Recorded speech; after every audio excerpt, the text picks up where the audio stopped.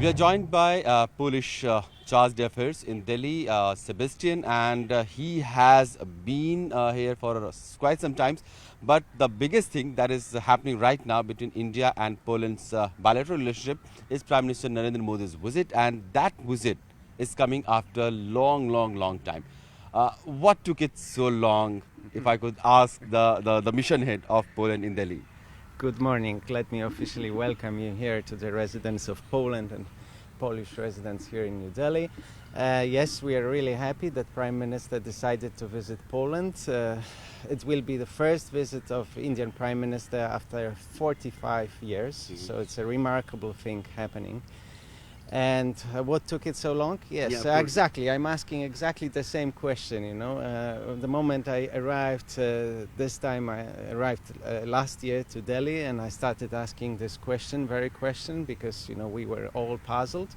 Of course, I've been here before, and we tried to get the visit of Indian Prime Minister before, but it didn't happen. So the gap got even longer.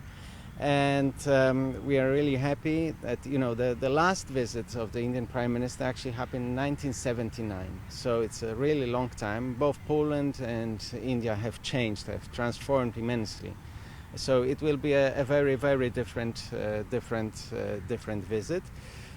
And what are the priorities? Like it is happening after so long. In between, there have been some high-level visits of foreign ministers. Also, your head of state has also traveled some years back.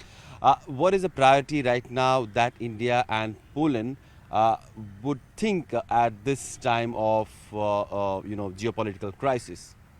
Yes, exactly, very right. So, I actually, you rightly mentioned that there were a number of visits, high-level visits from Poland to India and from India to Poland that happened, and I particularly remember the visit of our Prime Minister, Prime Minister Tusk, who visited India in 2010, and I was here in Delhi, newly arrived.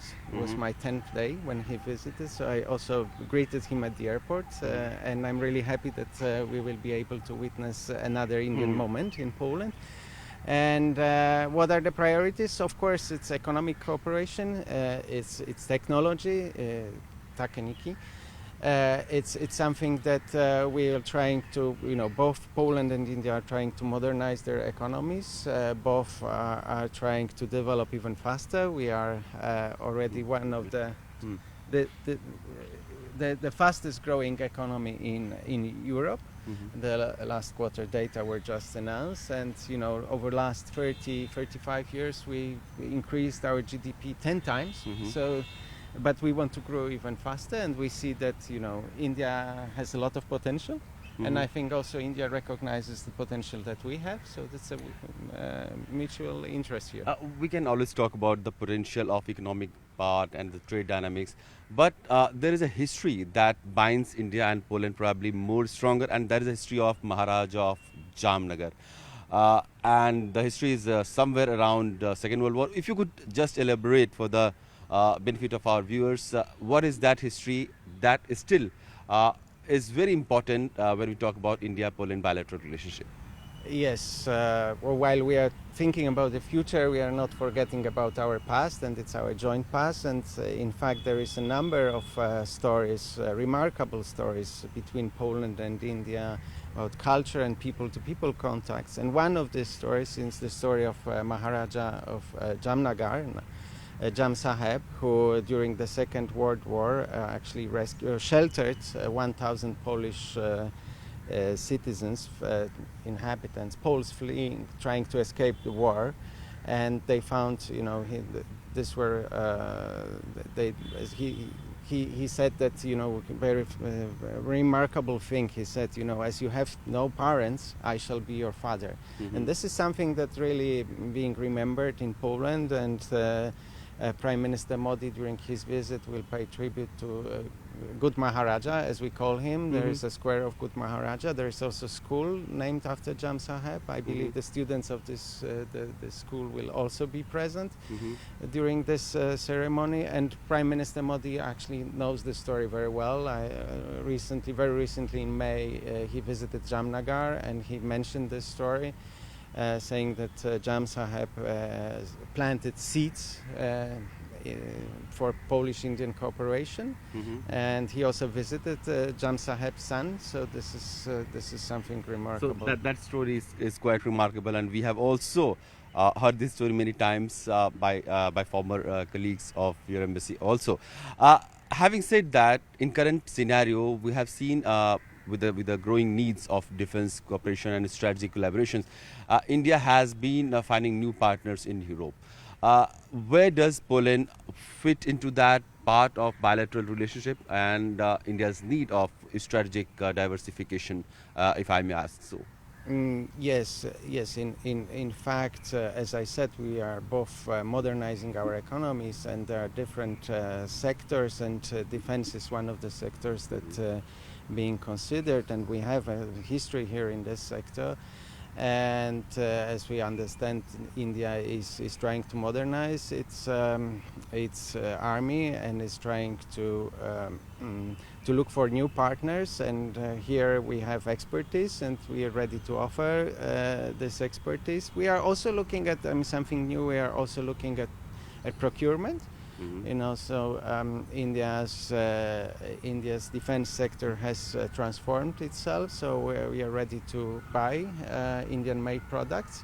So it will happen both ways. What are those products? If you could just let us know, what are the interest where the Polish government is showing interest? This is something that I'm not ready to talk about, because this hopefully will be announced soon. But one of the products that we are offering here is drones, and they're very successful products offered by one of the Polish companies. And also, very recently, India decided to open its defense wing in the embassy in Warsaw, which is also a very significant thing. You rightly said about drones, because with the current geopolitical tension, especially in your neighborhood, we have seen how drones have been the cutting edge technology which have been dominating the warfare between Russia and Ukraine in the last 2 years. So how do you see this war right now in the current geopolitical context? And especially Prime Minister Modi has recently visited Russia also. Probably he'll be visiting Ukraine also. So how does you see India's role also in this entire conflict? This is a war that that is happening on our border. We border both Russia and Ukraine, and we are in a very unique situation. When the war started more than 2 years ago, we were at the forefront. Many refugees escaped Ukraine, escaped atrocities, and at the moment, currently, even today, we have 1.5 million Ukrainian citizens living in Poland, mostly women and children. And it's if I may come back to the story of Jam Saheb, this is actually history repeating itself. Now we are trying to repay the debts or contribute to the peace. And it's from our perspective and from my perspective, it will be as I understand, Prime Minister Modi decided to combine visit to Poland with a visit to Ukraine. And this will be a very significant visit. I think the messaging would be very important, and this is a moment when India will send a signal that it stands out for peace and UN Charter and defending rule-based order. So this is something extremely important, given the importance of India, its role internationally. And you just said about the UN Charter. There have been a growing discontent, especially among developing countries like India and some other countries in Africa also, that United Nations is really becoming obsolete because of its stagnancy. There is no new member, or at least not new powerful members, and it broadly reflects the geopolitics of 75 years ago.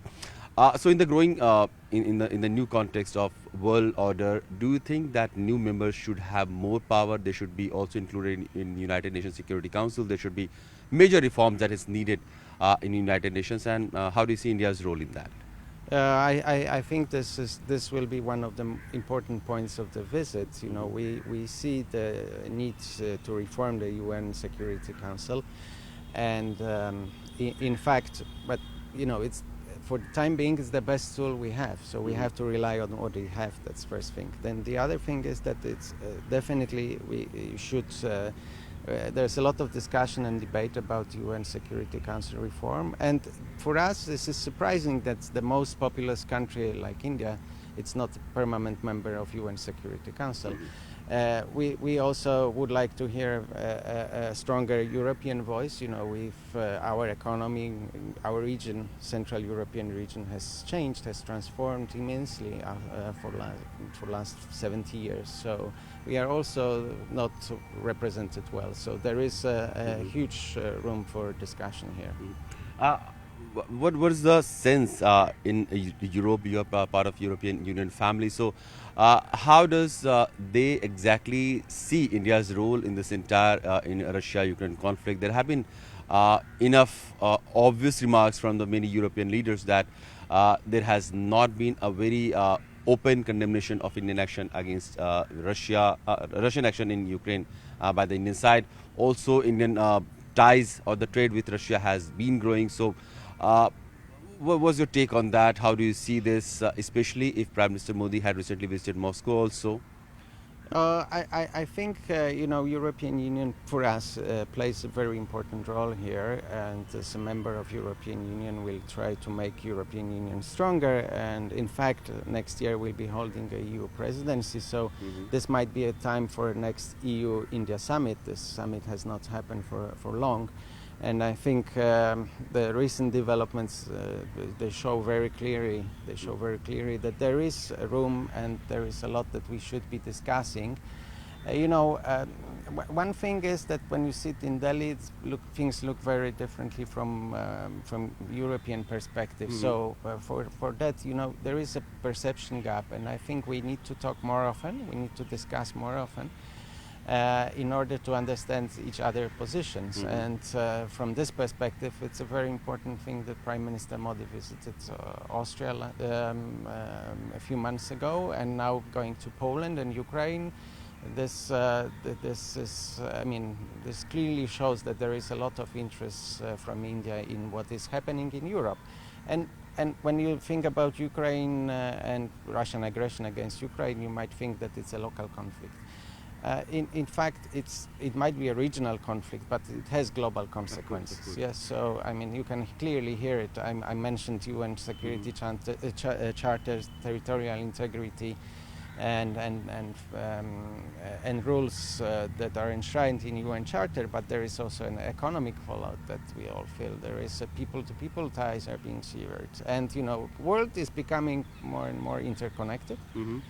So what is happening in Europe has consequences, and for entire world. What is happening in Asia has consequences, immense consequences in Europe. Look at West Asia that we call Middle East. Yes, so.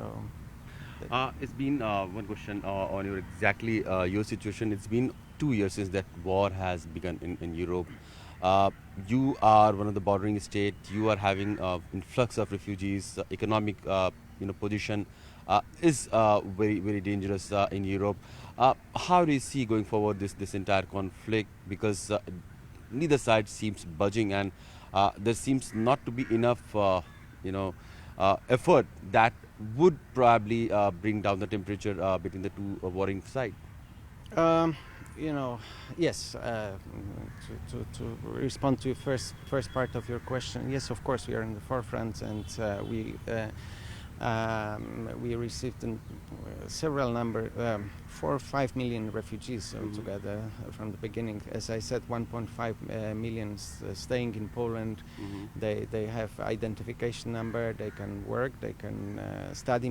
Many of them are women and children, so they go to school. They learn. It was, of course, a huge operation in the beginning, and we also helped India or other countries to.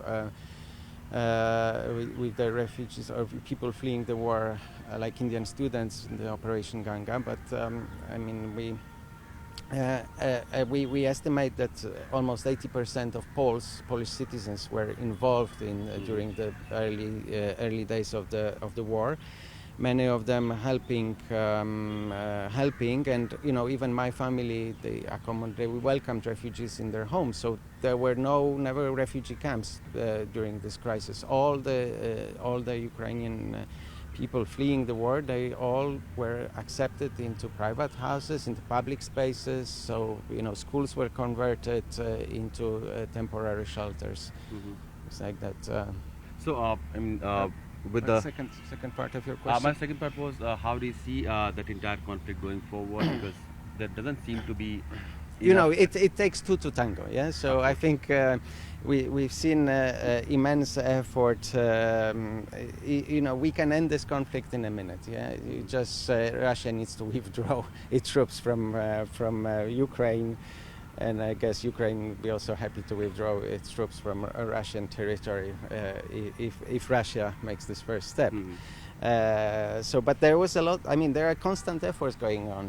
At the moment, as our Minister of Foreign Affairs just said in an interview, negotiations are taking place at the battlefield currently. But there is also a lot happening in the corridors and during the meetings. There was a peace summit organized by Switzerland. We're happy that India also participated. India was present or actively took part. So there are things happening, and hopefully this conflict will end soon. Hopefully, this conflict will end soon because, as you said, it may look very localized or regional conflict, but it has repercussions that is affecting the world across. It is having economic impact. It is having other impacts as well. So, thank you, sir. Thank you for talking to us. It was Thank you pleasure. very much. Pleasure.